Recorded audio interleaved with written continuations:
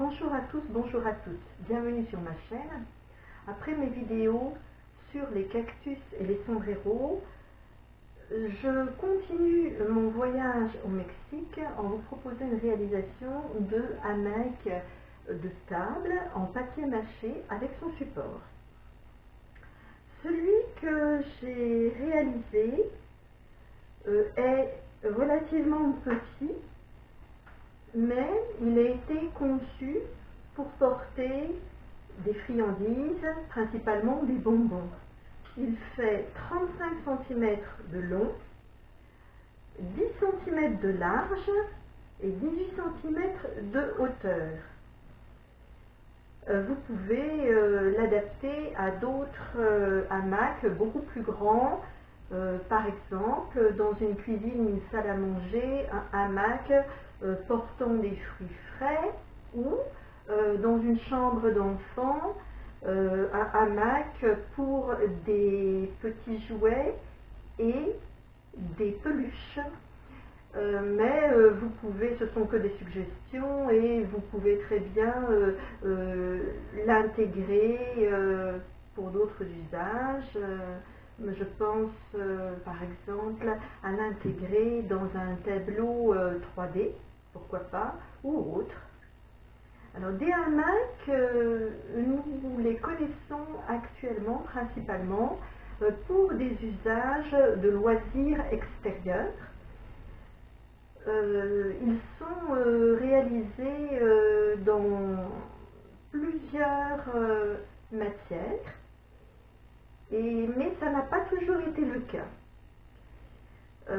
Si on remonte au XIIe ou XIIIe siècle, le hamac servait principalement de couchage.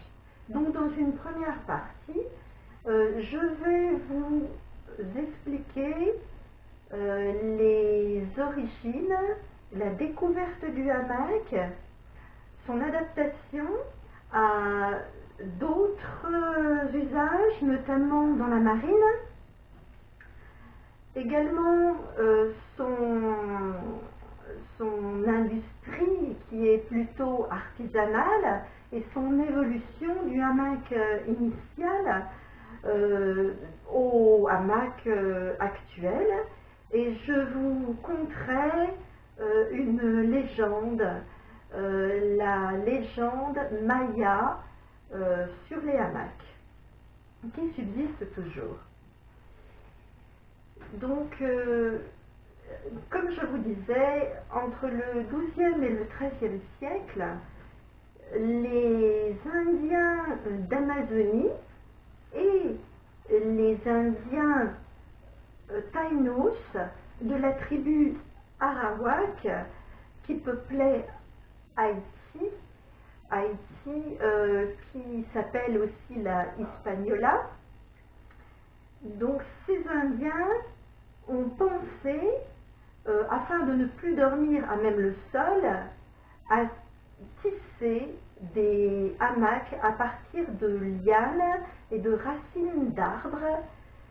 Au début, le hamac initial était fait en lianes et en racines d'arbres. Il était un peu rigide, mais les Indiens ont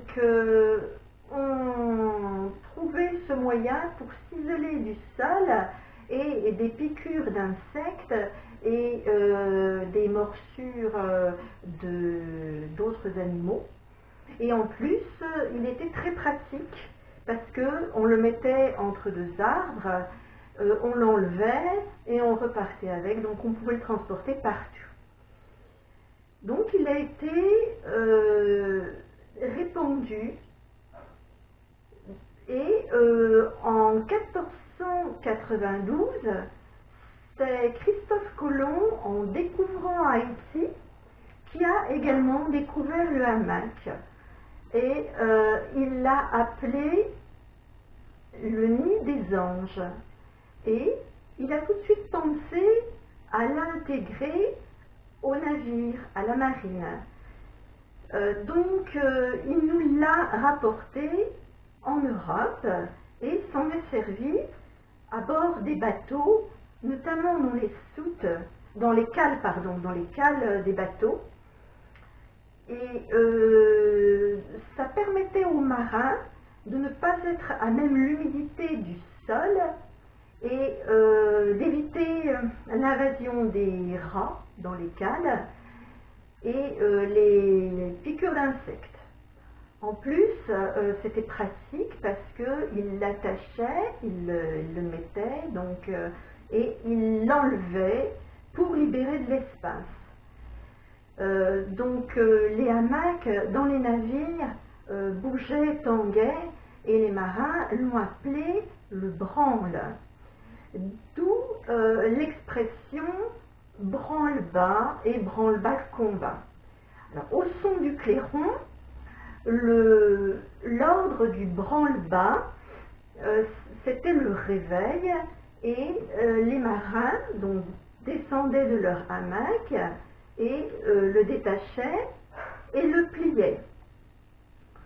Donc c'est le branle-bas. Et lors des assauts,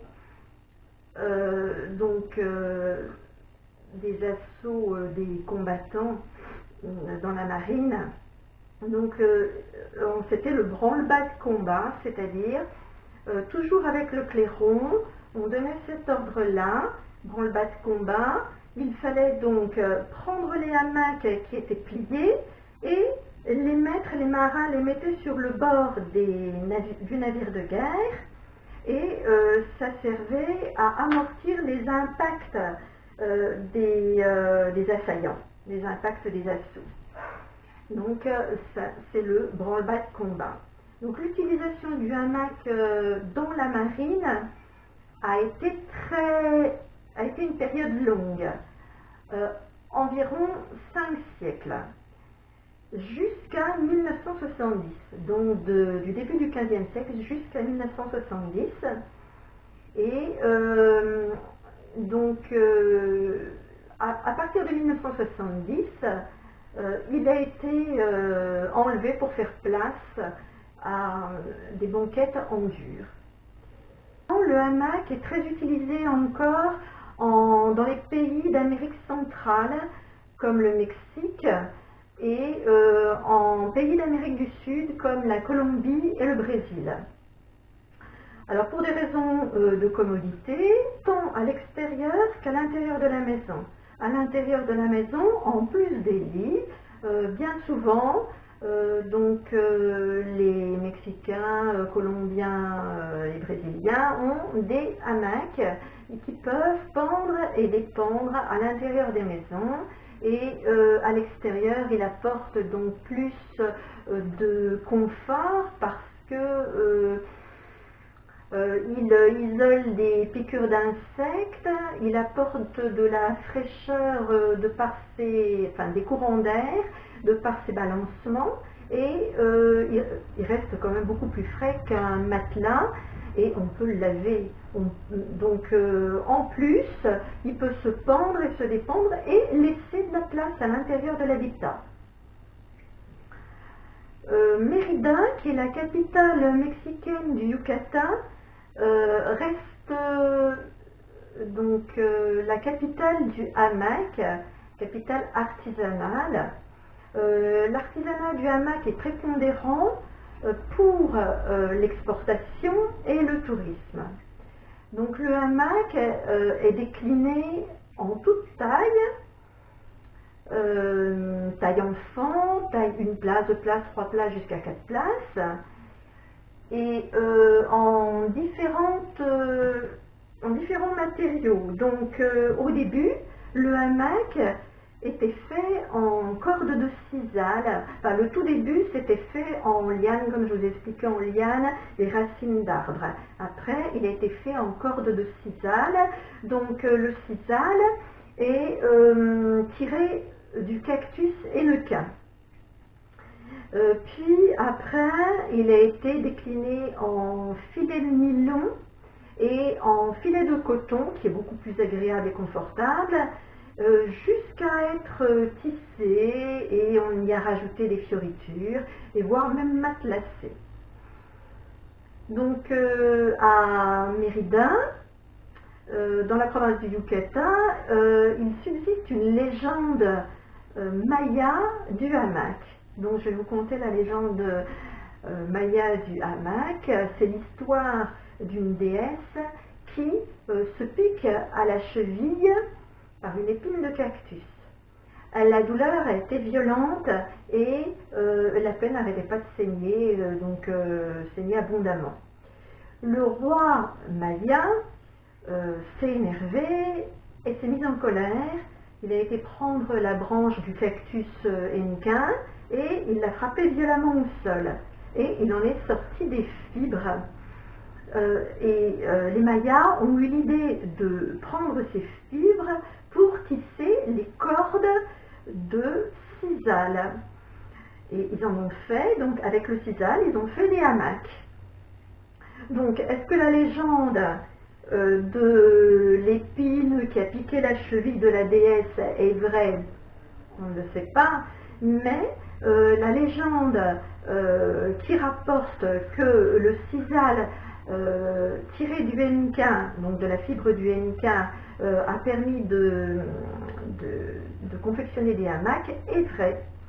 Donc là, dans une deuxième partie, je vais vous montrer comment faire le hamac de table en papier mâché avec son support.